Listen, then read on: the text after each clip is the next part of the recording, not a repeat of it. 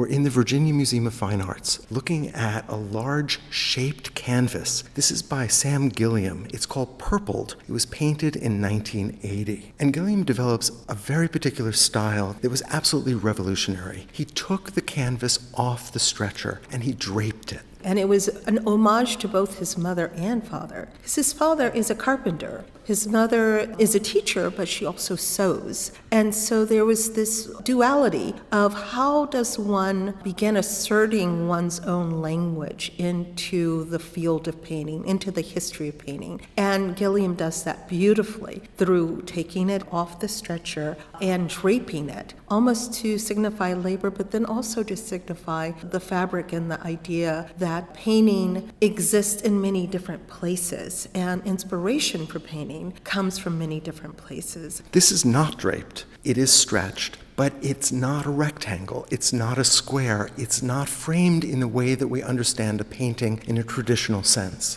The surface itself is quilted in a way. It is Sam's version of quilting. The canvas is cut and reassembled. For me, Sam Gilliam trespasses this distinction between painting and sculpture. This is an object on the wall. It's not so much a painting that we're looking into. Its surface is so vibrant and so present. There's a kind of undulation here in the sense there are certain areas that are very heavily worked and the surface is built up. And then there are other areas where you do see a little more restraint by the artist. A lot of different ways of mark making, a lot of raking on the canvas.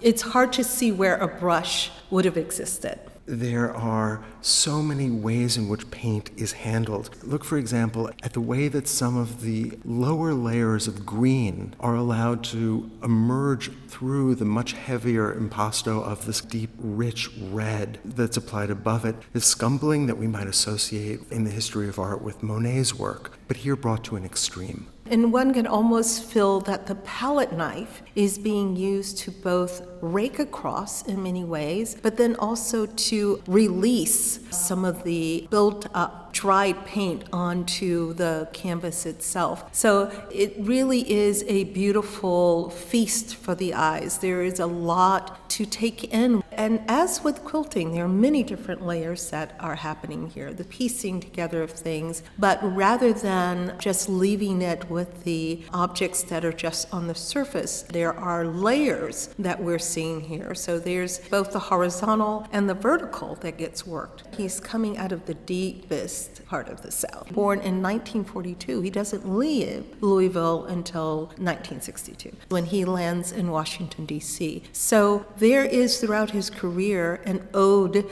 to the ordinary, the everyday labor. He sees his work as labor, but he also likens that labor to the carpentry that he would see his father be engaged in, or the sewing that he would see his mother engaged in. And so he brings into this lineage of history of painting the ordinary and what he understood as art making, which was quilting. There is labor here, and that labor is made visible by the heavy working of the surface, but also by the carpentry that was required to build this frame, and of course the stitching together of the cloth below. Well, the evocation of stitching, because he glues it to the surface. But what I love is that he brings in the quilt making pattern. The flying geese, which this is based upon. The flying geese has a lot of geometry in it, a lot of triangles and rectangles. Here, they're irregular, but it all denotes the same thing. There is great movement in this piece. And what's really beautiful about the flying geese is it's part of a whole legacy of how